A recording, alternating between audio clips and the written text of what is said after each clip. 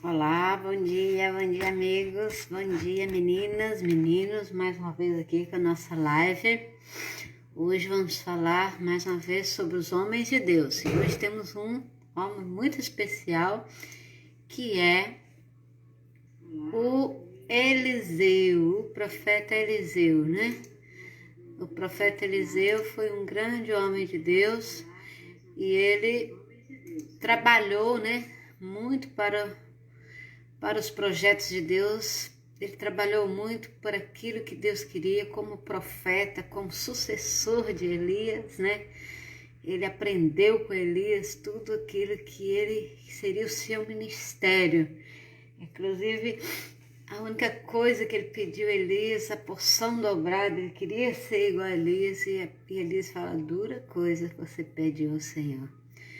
Dura coisa você pediu ao Senhor. Então, muitas vezes nós queremos algo, mas temos que pagar um grande preço, né? Temos que pagar um grande preço por aquilo que nós queremos, porque não é fácil, né? Não é fácil ter a bênção do Senhor, não é fácil conservar a bênção do Senhor, não é fácil viver na disposição do Senhor, para que o Senhor faça de nós aquilo que Ele quer, um grande profeta, um grande pregador, um grande homem, uma grande mulher de Deus. Então vamos falar um pouquinho sobre Eliseu. A história é grande, é muita coisa, então jamais conseguiríamos falar nem um dia inteiro, ainda mais em 10 minutos, né, essa live sobre Eliseu e sobre muitos outros servos e servas de Deus.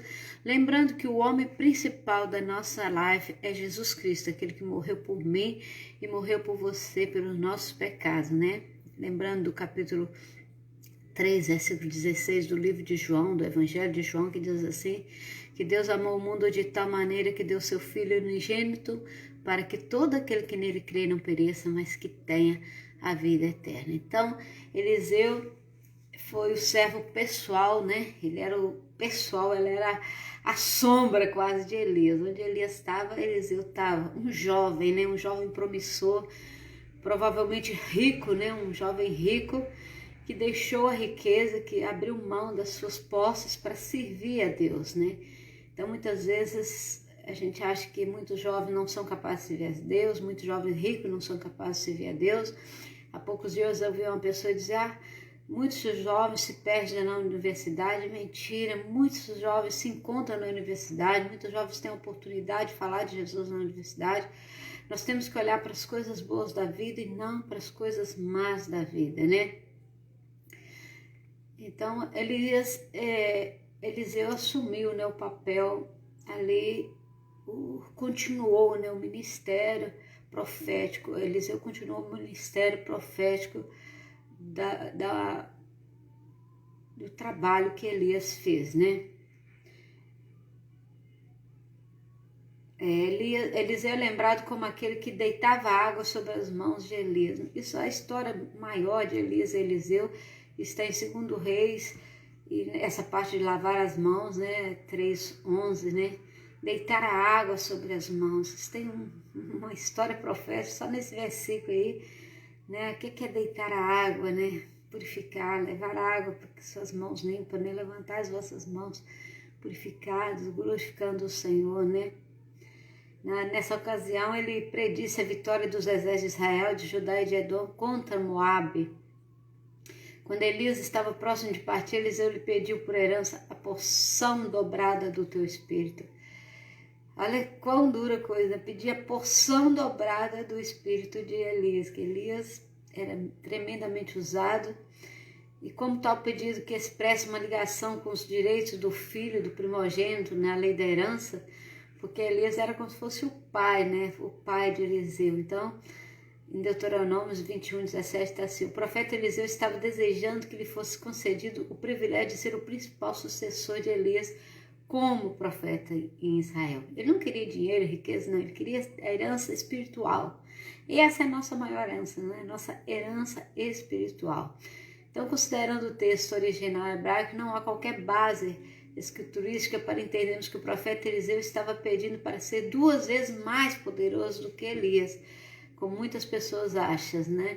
Ele simplesmente queria poder, ele queria poder fazer aquilo que Elias fez, mas com orientação de Deus, como Deus queria, né?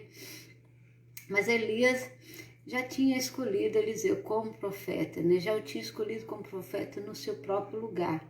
Então, quando Elias lhe respondeu que dura coisa pediste, ele se referia ao fato de que cabia somente a Deus entender ou não o pedido de Eliseu. Somente o Senhor que poderia fazer isso, né? Elias até poderia escolher, Elias poderia dar sua capa, Elias poderia dizer, fica com minha posição dobrada, mas somente Deus é que pode fazer isso. Isso não está nas mãos dos homens. Muitas vezes nós vamos à igreja e, olha, eu quero que aquela pessoa ore comigo, eu quero que aquela irmã ore comigo, eu quero que aquela irmã fale em profecia, mas a profecia vem de Deus, não vem do homem, a oração é do homem, mas a bênção vem de Deus. Eu já disse há pouco tempo, eu estava triste, estava mesmo para baixo, tinha uma criança comigo no meu carro, e eu estava assim, para quem que eu vou ligar? Todo mundo que eu pensei em ligar para pedir oração, naquele horário estava trabalhando, estava ocupado, e eu falei com aquela criança, você é capaz de fazer uma oração para mim? E ele, sim. E eu disse, então ora comigo, segura aqui na minha mão e ora. E aquela criança tinha 4 anos, 4 para 5 anos, ela orou com aquela simplicidade, com 2, 3 palavras, e eu recebi a minha bênção. Então a bênção não está no homem, a bênção está no Senhor. Então quando Elias respondeu, dura coisa pedisse, ele se referia ao fato de que cabia somente a Deus atender ou não esse pedido, né?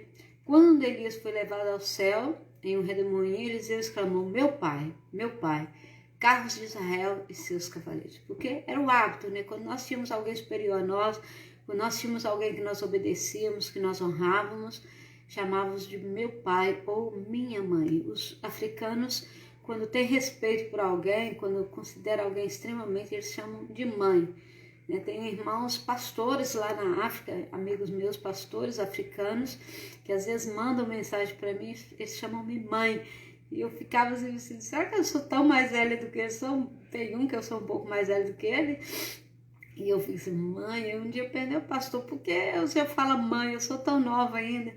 E ele disse, não, irmã, porque você é missionária e nós respeitamos o seu ministério, o seu trabalho.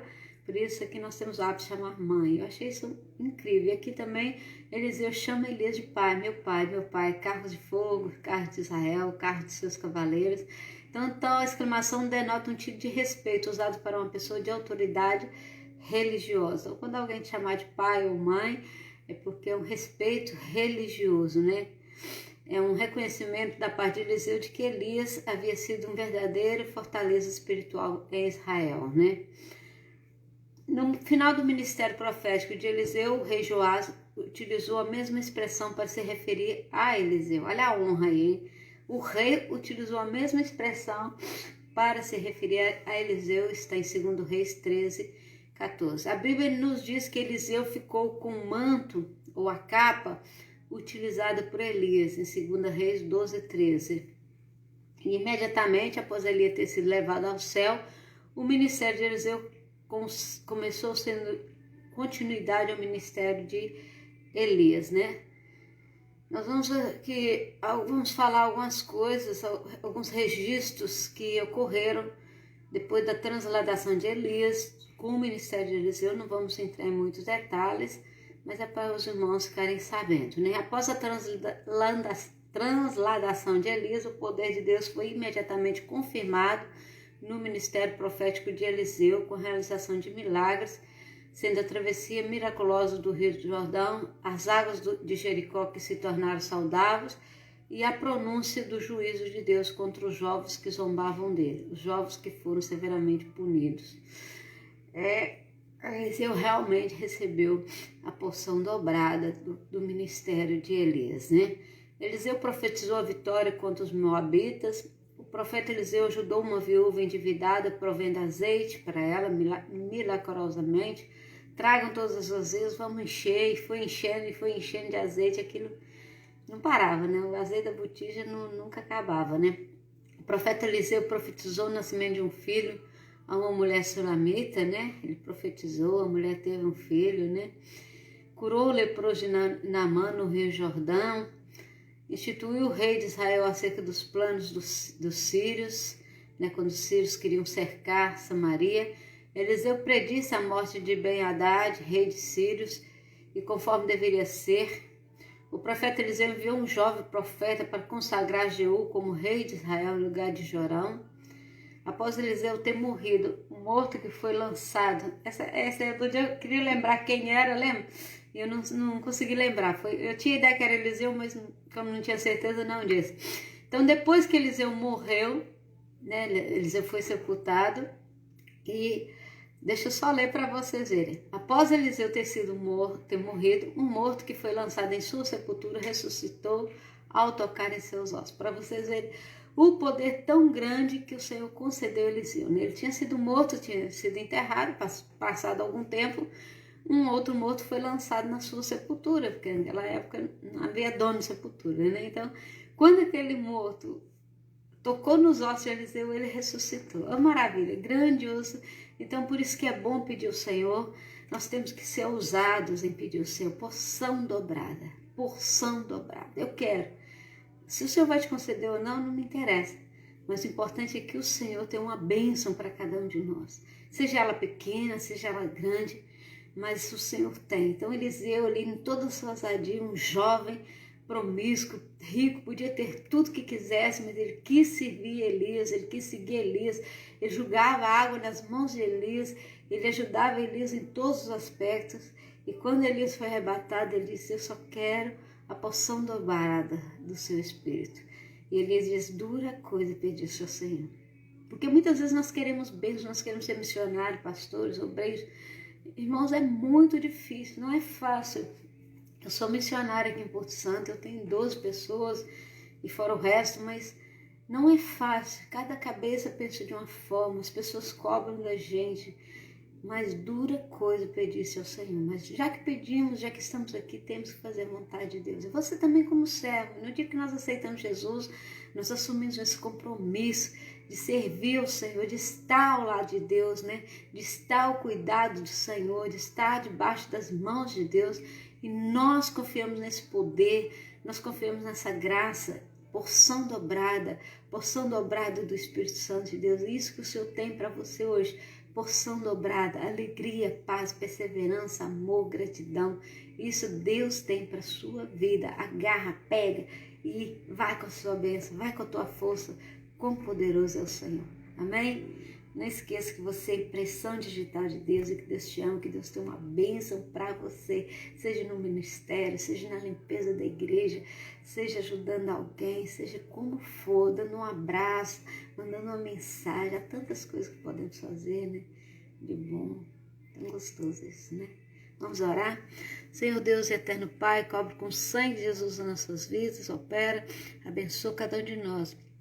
Possamos alcançar a porção dobrada do Teu Santo Espírito sobre nós, que sejamos ousados em falar e anunciar a Tua palavra. Dá-nos amor, dá-nos graça, dá-nos a cada dia mais paz, Senhor. Ajuda-nos a vencer, em nome de Jesus. Deus te abençoe, beijo no coração e até amanhã, se Deus quiser.